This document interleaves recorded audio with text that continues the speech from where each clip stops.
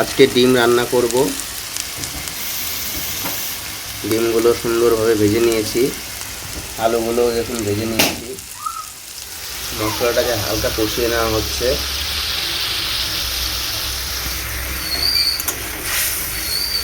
এরপর আলুগুলো এর মধ্যে দিয়ে দেব।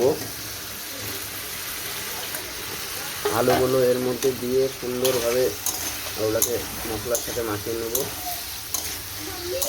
এইভাবে একটু কষিয়ে নিতে হবে সুন্দরভাবে। কষিয়ে নিলে রান্নার টেস্টটা একটু আলাদা রকম হয়। সুন্দরভাবে এইভাবে কষিয়ে নেওয়ার পর এর মধ্যে হালকা করে জল দিয়ে দিতে হবে।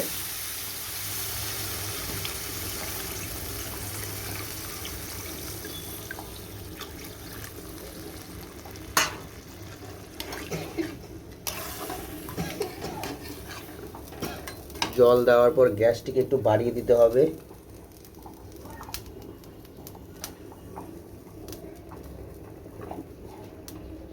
তারপর আস্তে আস্তে ডিমগুলোকে এর মধ্যে দিয়ে দিতে হবে।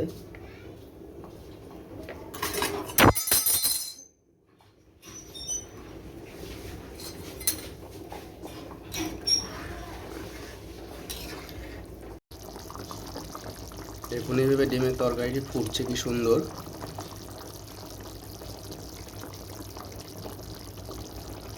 দেখুন কি সুন্দর কালার এসছে।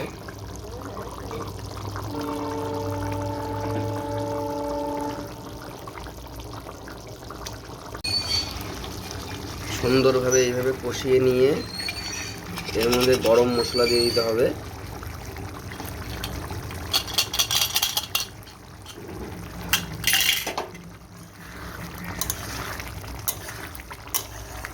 দেখুন এটা কি সুন্দর হয়েছে, দেখুন খেতেও কিন্তু খুব টেস্ট হবে।